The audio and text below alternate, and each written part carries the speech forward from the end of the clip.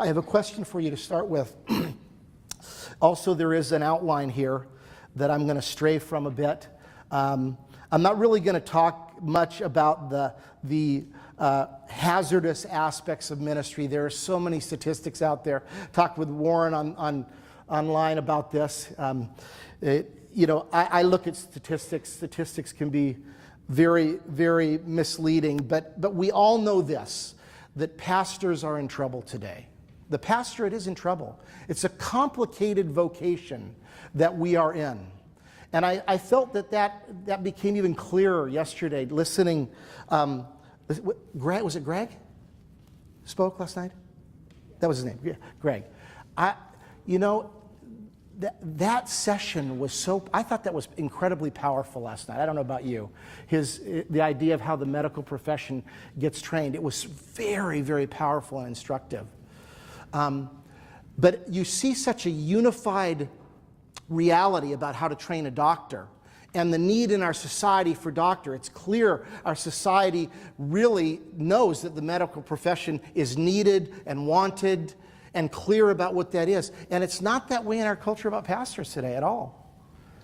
There was a time that we were in the ad court. We had the advantage in the pastoral realm. And as Todd said, it's just not there today. There are pastors leaving the ministry in droves. It's a challenge. It's a very difficult thing. One of the parts of the challenge is the issue, I believe, of character. So I want to ask you two things to do at your tables here. The first question is to talk about is, what is character? I want you to just share around the table. What do you think character is? What is character? And then how is it formed? How do you see it being formed? So what is character and how is it formed? Could you take a few minutes to just ponder that reality and drill down a little deeper and share about that? So I'm going to give you about 8 minutes to do that one. Okay, so go ahead and do that. I think that this topic of character is so core to all of what we do, don't you think? I mean, it really is the baseline of what kind of people are we becoming. Not who we say we are, who we profess. There's can be a big gap between what we profess to be and what we actually are, and we've got to reckon with how do we bridge that gap. One of the illustrations Dallas gives in The Divine Conspiracy was a story of a young woman who was of lower means who got a scholarship to Harvard. And she was going to start a study under Robert Coles, the famous ethicist at Harvard. And she started taking the class. It was a large class. She walked in. It was full, hundreds of people. And down at the front were kind of his TAs, the pets, the ones that were going to be the next Coles. They were ahead of her. And she kind of surveyed the whole place, and she kind of spotted a few of them that she knew. And she knew some of them because she didn't have great means, so she had to work on the campus, so she cleaned dorms. That was her job, cleaning dorms. And it just so happened that one of the star students up there with Dr. Coles was a student that whenever she came by to do room cleaning, he would be very vulgar and hit on her, you know? And it was very hard for her. It was disillusioning because here is this great professor talking about ethics. And this is the person who is going to be an ethics professor. And there was something that was so unethical about his relational approach to her that she got very disillusioned. You can understand that, right? I mean, what's going on here? So she goes to Dr. Coles as she was getting ready to leave the school. She eventually left and said, I don't understand, what's the point of knowing good but not becoming a good person?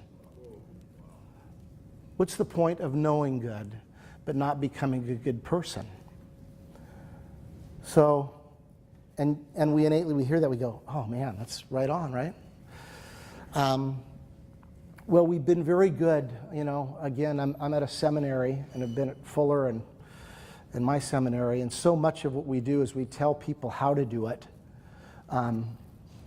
But the challenge is how do we shift into helping shift people to character, the pastors that have a certain character, because the CEO model has dominated the last generation of pastoral leaders, of that this is how the church works. And a CEO is it's a power model. It's a power model. It's an authoritarian kind of model, but we need to now develop pastors into a different kind of model. We need we've got to have different metaphors of what a pastor is. Would you agree? And it cannot be CEO, please.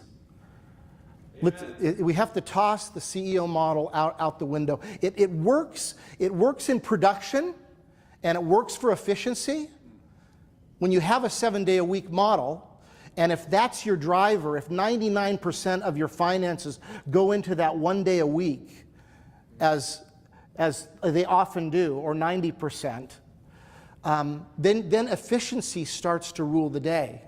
And then you need more of an authoritarian model. And that's why pastors fit into it.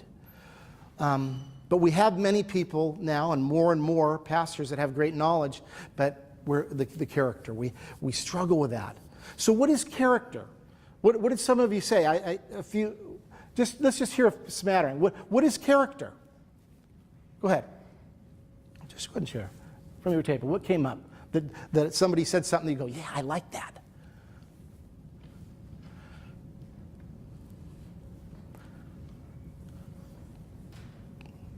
I'm glad to see you interacted with that. Very good. What is character? Contours of your soul. Contours of your soul. Okay. Who you are in action. Who you are in action. Okay. You guys also said another thing that most people go to.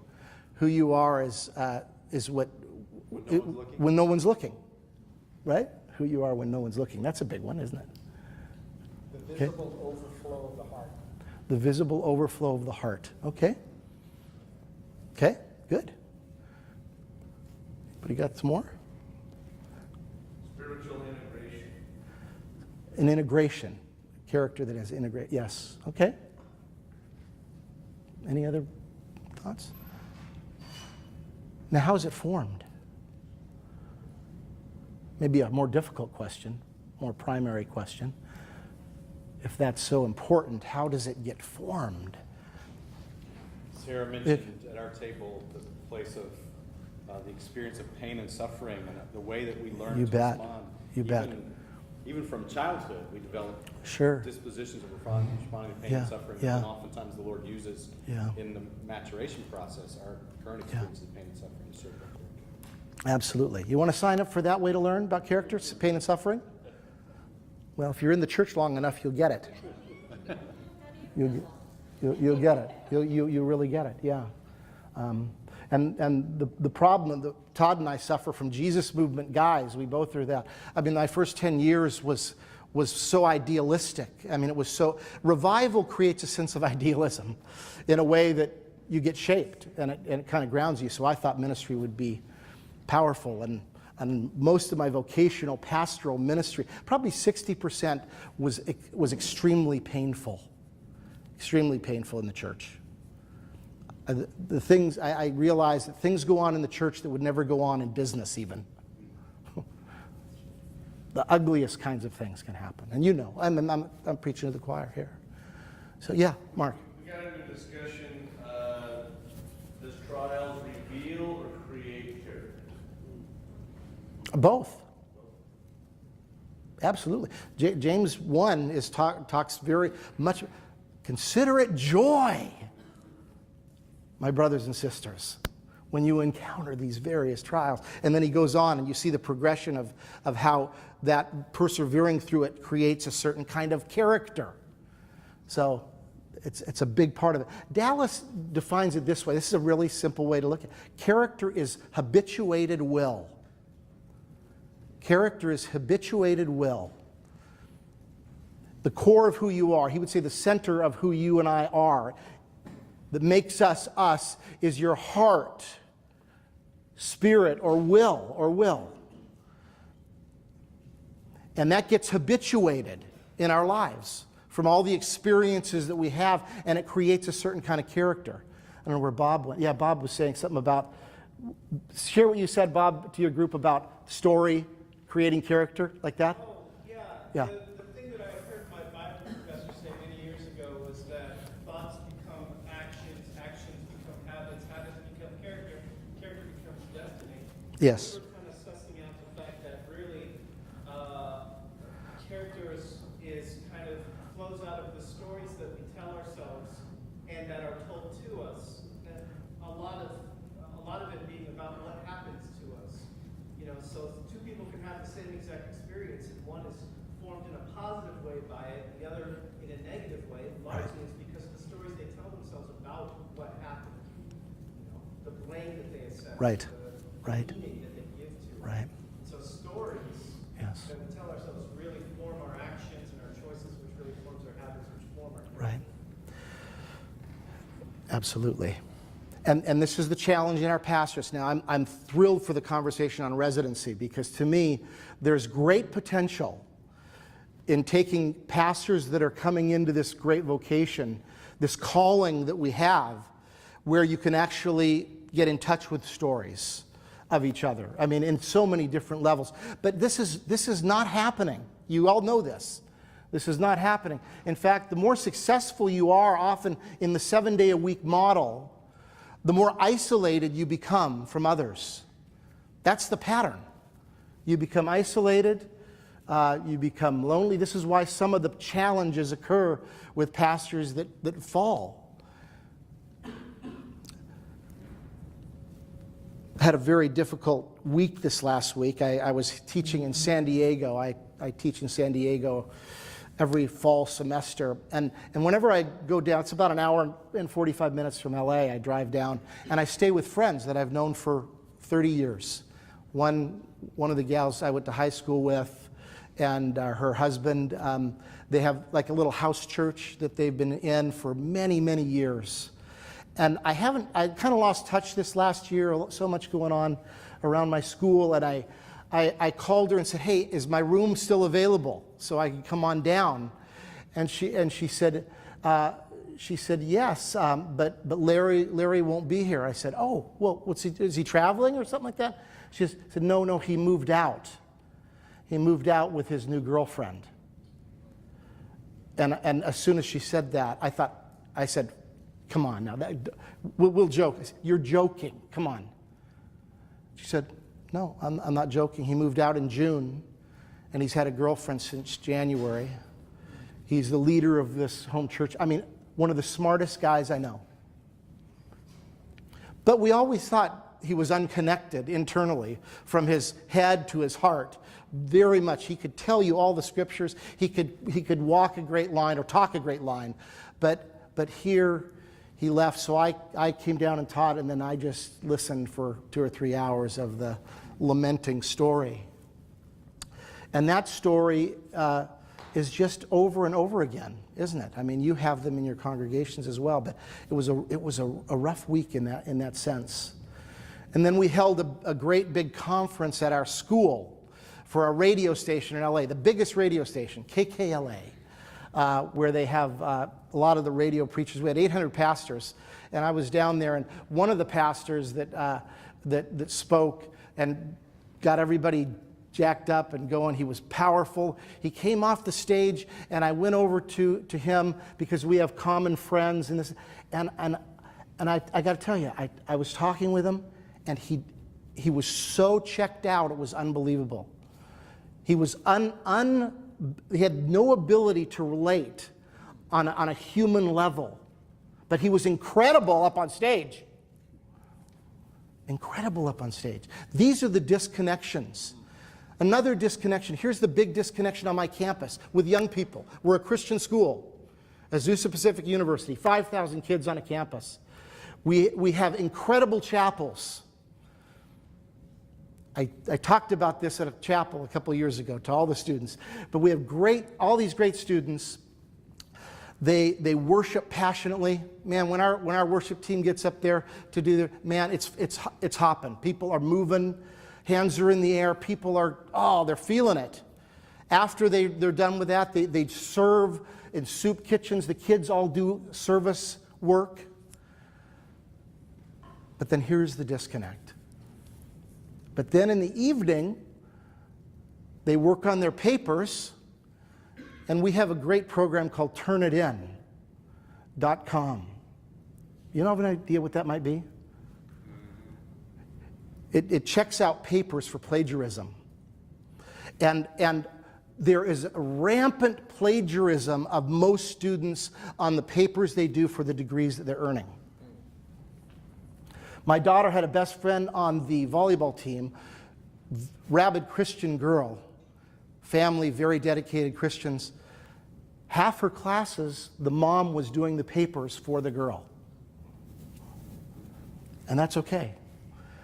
And then they may go out, and my kids were on campus, so they know, there's immorality and drunkenness and all of that stuff. You see the disconnect between these realities. We see these disconnects where the character is off, right? Does that make sense? So we've got to address the whole idea of this under level of character. If you look here, you can put the little Eugene Peterson statement up there. Two people that I think really do a great work for us. And I know that you know all these names, but I love Dallas and Eugene. What they bring to me as a pastor and a leader is a longevity and a wisdom that has been in the trench for a long time. That matters to me. I don't know about you, but it matters to me. And he says this is in his book, The Contemplative Pastor. He has a chapter called The Subversive Pastor. If you haven't read that book, I hope you will read The Contemplative Pastor. It's a beautiful pastor. And he says this: as a pastor, I am called to introduce people into the real world and train them to live in it. How does that statement strike you? I'm called to introduce people into the real world and train them to live in it. Now, if that is true, what does that statement presuppose about the person as a pastor? What does it presuppose? They know how to live in the real world. Huh? They know how to live in the real world. Yeah. Well, first of all, they know what the real world is, and they know how to live in it. Okay? That's one big thing. Yeah. Is there another thing, the statement in that presupposes our understanding?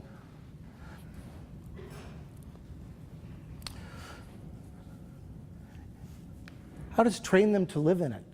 What does that presuppose?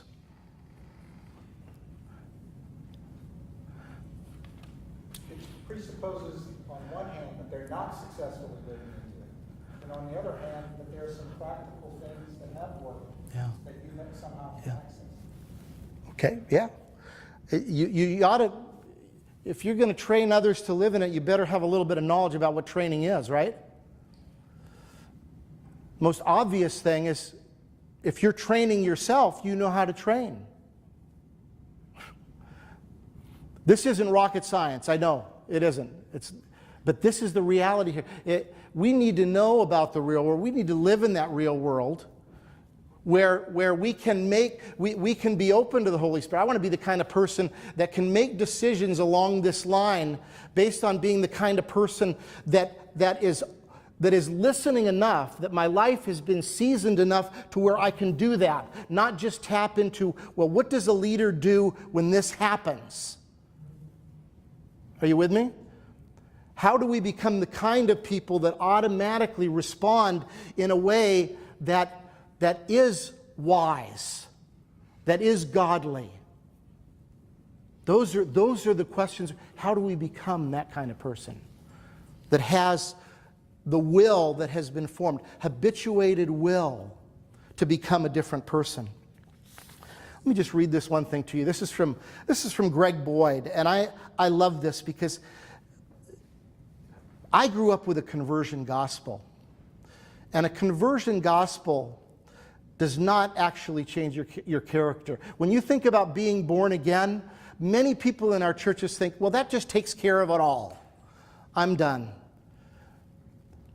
But character formation, being born from above, like Dallas talks about, is the beginning of a new character being formed. It's not the end. It's the beginning. So we in the pastoral calling have to figure out, how are we going to help take people whose character has now become alive to the living God, and how do we help them move along that continuum where their character becomes like the character of Jesus? Boyd really does a great job in his book, Letters from a Skeptic, in talking about the idea of how does character change? And he's talking, if you know this book, he's talking to his father, who was an atheist, in letters to his father.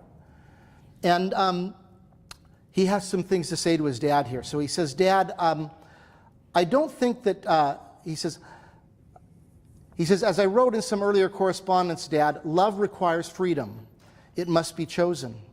And the greater possibility of love, the greater possibility of evil. I think we agree on this. But I don't think this implies that love must forever be a tenuous affair. And here's his premise as he goes on. We tend to become the decisions we make. We tend to become the decisions we make. The more we choose something, the more we become that something. We are all in the process of solidifying our identities by the decisions that we make. With each decision we make, we pick up momentum in the direction of that decision. Just observing people, I think, can prove this point. I knew an old lady once who was the most ugly, bitter, mean-spirited person I'd ever met. As a young lady, however, I was told that she was beautiful, personable, and fun. But at the age of 19, her fiancé ran off with her sister 3 days before her wedding date. She was understandably humiliated and deeply hurt. But what is most tragic is that she proceeded to choose to be hateful and unforgiving toward her sister, an ex-fiancé, literally for the rest of her life. Though her sister was extremely sorry for what she had done and tried numerous times to make amends later on, this lady would never budge over the course of 50 years. And with each decision against love and forgiveness, she solidified herself in bitterness. Like all negative emotions which are entertained over a long period of time, her bitterness eventually colored her whole outlook on life. She became her hatred. She became her bitterness. The momentum of her decisions became irreversible. She no longer chose it. She couldn't now choose otherwise. Talk about prison, right?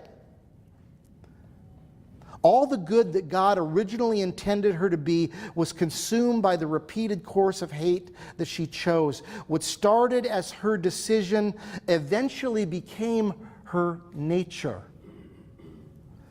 So it is, I believe, in every area of our lives. The more we choose something, the harder it is to choose otherwise, until we finally are solidified or eternalized in our decision.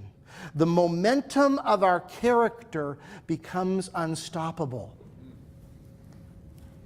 We create our character with the decisions we make, and our character in turn exercises more and more influence on the decisions we make. It's in the nature of free created beings, and I don't see how it could be otherwise. Life, I guess, is a lot like the proverbial snowball rolling downhill. So this issue of character is huge, isn't it? It's a huge issue. In fact, Hebrews 13, Paul actually talks a lot about how this character stuff works. One place he does some instruction, if you believe he wrote Hebrews. Could have been Priscilla, actually, wrote that. But don't even look at this passage. I want you to answer the back end of this passage for me.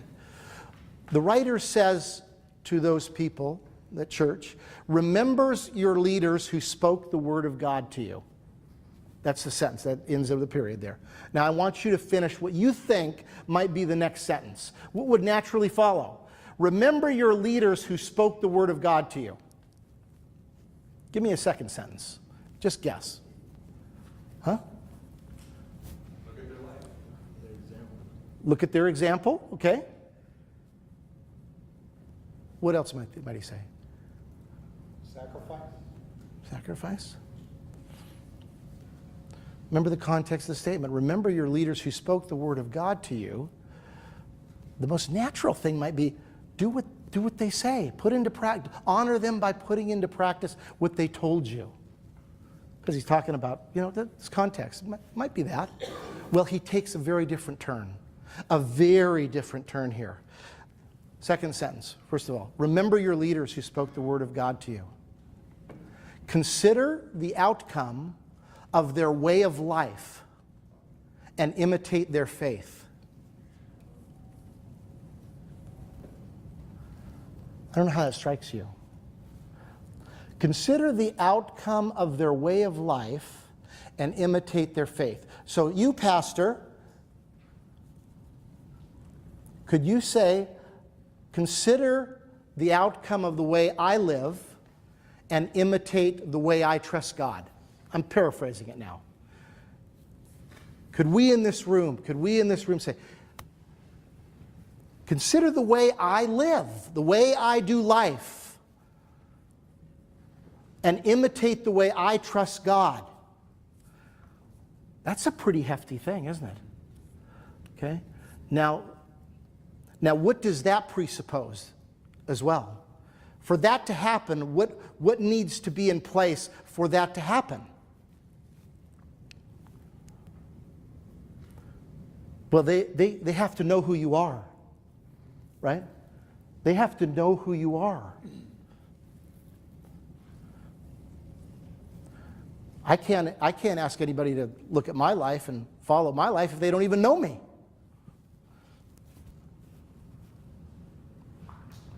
We had a pastor on our board at APU that I went to visit him at his church, and about an hour away. It has 7,000 or 8,000 people.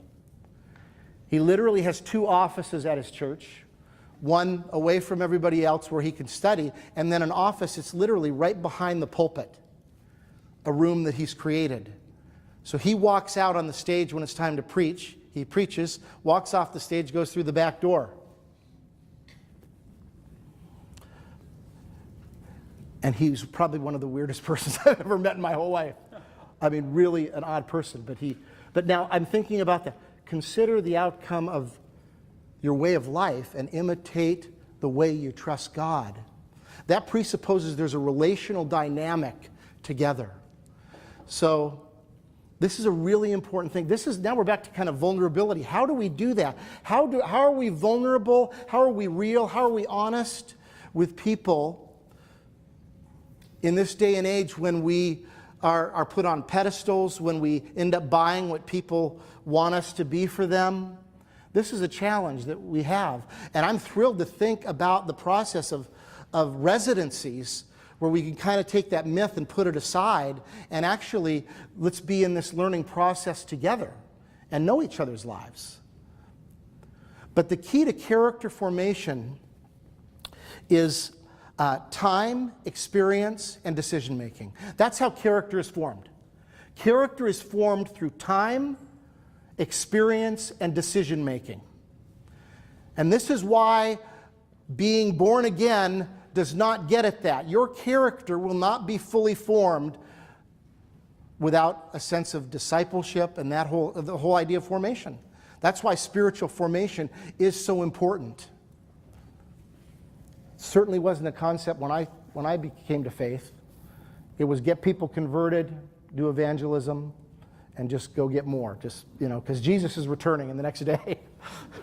But we're not there. We're not there now. But we have to moved to that next place of how is character formed.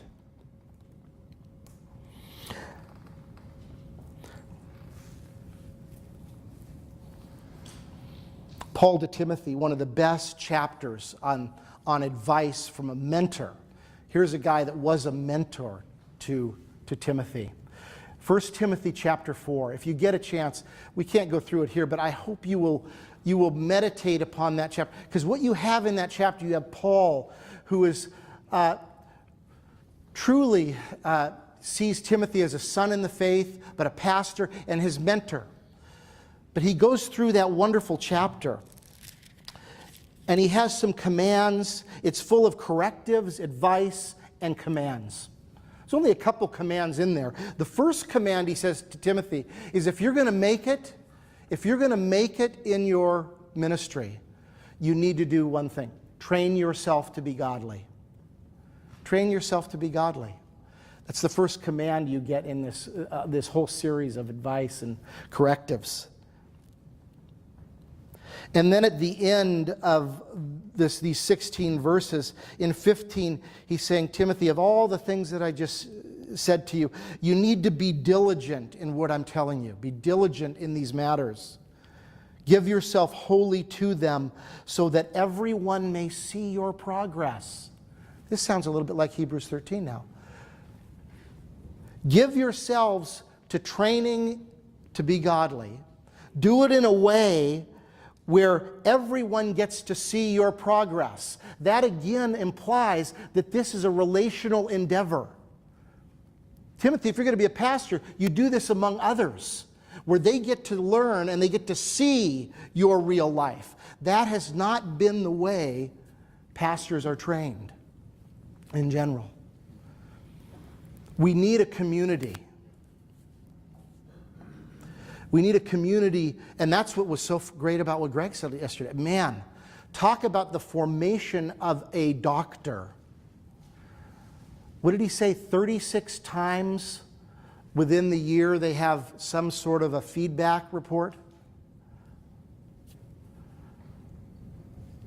Well, we get feedback maybe after a bad sermon or something going on in the church. But feedback about ourselves as a person, not just our skill, but who we are. I have a friend that does transformational work, and he says, I'm convinced that there is no transformation without feedback from others.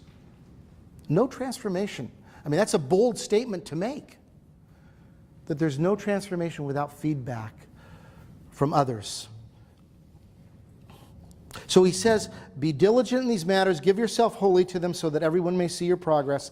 And then he says this, watch your life, Timothy. Timothy, watch your life. You can't really watch your life unless you know your life.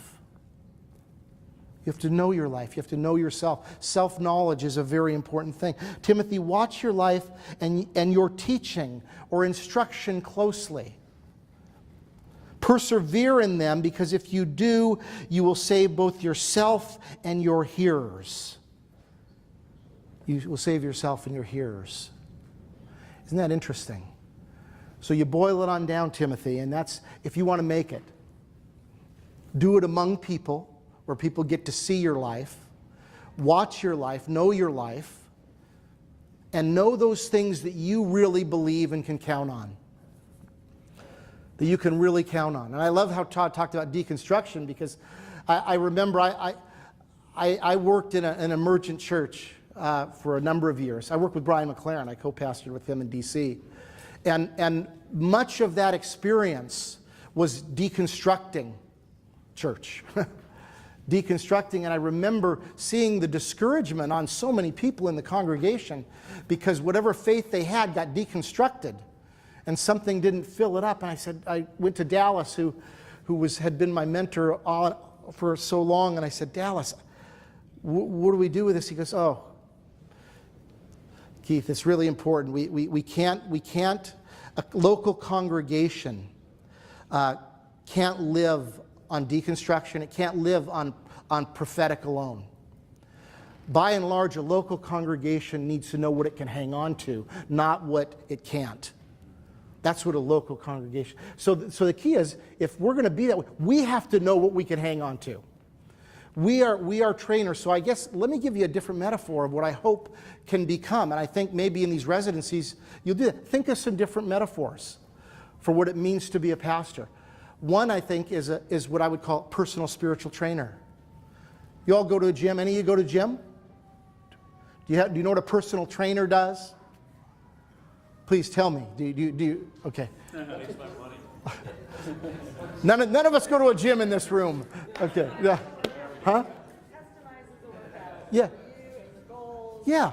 Do you make progress towards what you're hoping to achieve? Yeah, let's say I go to a gym and I want to work on my biceps. I'm going to go in there and say, can I see some of your trainers? I'm going to go to which trainer? The one that has some biceps. Now why? Because I know that they're going to be able to help me because they can do it. They've been there. They know how to train in that area. That's great. In many ways, people are coming to us, and it's not enough to point to the discipleship leader in the back. They want to know about your life. You see, gone are the days where we could hold this up and say, this is true, just do what I say. People don't care if this is true today. They don't. They want, before they're going to get to that, if it's true, they want to know, how is it true for you? Is that true? They want to know, is this true for you? Tell me how that's working. I think these are great days for the church, if that's what we have to be. I do. Maybe we've degenerated enough to where we have to come to this point. Persevere in those things, Timothy, because you will rescue yourself and your hearers. You'll rescue yourself and your hearers. Well, last little thing. I love Todd doing his Vim. I put a couple words up here, desire and imagination. You see, this is what's running most people today, is desire. That's why I like Jamie Smith's whole, desiring the kingdom, all that. That's very important. But how do you change desire and imagination? With vision. With vision. And that's where vision of the kingdom. Dallas says the reality is, train people to live in reality or no reality. Dallas says reality is Jesus and his kingdom. That's the reality that we as pastors live in. But this is the vision. And if we don't have a great vision, a vision of God and his kingdom, and understand the self, we're in trouble. Because good vision fuels intention. It fuels intention. When somebody's got a vision for something, you don't have to worry about intention. When you're fueled by something, if you have a vision for something, intention is your will to act. It's your will, your desire to act. If you have a vision to do something, and you are captured by that vision, you will act. And you know what? You'll find means. You can't help but find means in that way. So this Vim model is very good that Todd brought up for us here. I want to leave one last thing that I think was helpful, and I think that Greg talked a little bit about that the other night. And then we'll have a Q&A moment. Okay. Well, Dallas talks about how to order your life, and I'm going to just share this one thing. This was very, very important in the class that we have done together. And Dallas basically says this, and there's 3 circles of our life and ministry. He says the first inner circle is the job piece of what we do as a pastor. The second circle is the ministry aspect and the life aspect. 3 circles. He says we kind of order it around Colossians 3:17. You all know 3:17. Whatever you do, whether it be word or deed, do it all in the name of Jesus. Doing something in somebody's name meant to do something in somebody's authority, meant to do something in somebody's character. So that's like everything. Whatever you do in word or deed, do it all. It's saying the same thing 3 times. A lot of emphasis on that. So everything we do is an act of ministry. But as a pastor, it's knowing this model might be helpful, because I remember I was an engineer for a number of years. When I went into the office to do that work, I knew exactly what I was going to be doing all the time. When I started as a pastor, my first day on the job at Ravenswood Covenant Church, I went in my office, closed the door, and said, what am I supposed to do? Like, what in the world does a pastor do, This would have helped me. Well, there's 3 aspects to the job of the life, the vocational pastor. One is the job aspect. The other is the ministry aspect. Now, the job piece is what you are paid to do. Let's define it that way. Doing the job, there's a lot of jobs in ministry that you do. It's what you're paid to do. It may not be your calling, but you know what? You work with people. There's things to do. There's paperwork to fill out. It's like being in a family. You got to take out the trash, do the dishes. That's the job piece. That's reality. And how do you do the job piece? You do it, whatever you do it unto Jesus in His character and His authority. So you can't opt out here. The ministry piece of this circle is your unique calling. God gave you a unique calling or burden that you feel compelled to do. Maybe it's preach. Maybe it's teach others. Maybe it's train others. I don't know. But you need to tap into the reality of what is your unique calling within the context of your local congregation. What do you feel called to do? And then lastly, this life circle of planning the way you live is your most permanent of relationships. Those relationships that don't change. You see, your churches will change. If I had learned this earlier, this would have been so helpful. Because I buried myself in my job and ministry, and I changed a lot of times. I mean, that church wasn't mine forever. And I gave all the pieces of me, and my life circle, which is there with me the whole time, got the short end of the stick. Are you with me? Okay? And Dallas said the key is to order your life from the outside in. So as a pastor, you order your life, you start with your life circle and you work your way in to your job circle, but all of them you do unto Jesus. So you do them well. And I would meet with our staff, we had a large staff, and I'd usually have to talk to the youth pastor, about the job circle. Because they wanted to do ministry. That was their big circle. Okay? And I'd say, hey, you know what? You're here. You know what? You have to fill out some paperwork to take the bus. You can't have a lock-in in the gym without cleaning up. There's certain things you have to do. It's part of the job. Okay? And you get paid for that. You get paid to do all this, you know? So there's a job aspect of what we have as pastors. There's a ministry aspect and a life aspect. And it's really, really important to order this, the beauty of this vocational calling that we have this way. And to always be thinking that my character is centric, is critical. The formation of my character. And that formation happens among others. And I will not be formed as a pastor without community speaking into who I am and who I'm becoming. Really, really critical. There's so much to talk about, even about that whole feedback aspect. There really is no transformation without feedback. And that's so critical. But I hope this can be a little bit helpful to you as we end. That as pastors and leaders, think about how you have ordered yourself. Is the job circle for you the biggest circle? What happens when the job circle is the big circle? Burnout. Absolutely. Burnout, demotivation, discouragement. And this is probably what happens to many people that go into ministry. They're not ready for the job part of what ministry is, the taking out the trash aspect. They want to stay in the ministry piece. So, think about that. Think about that. All right.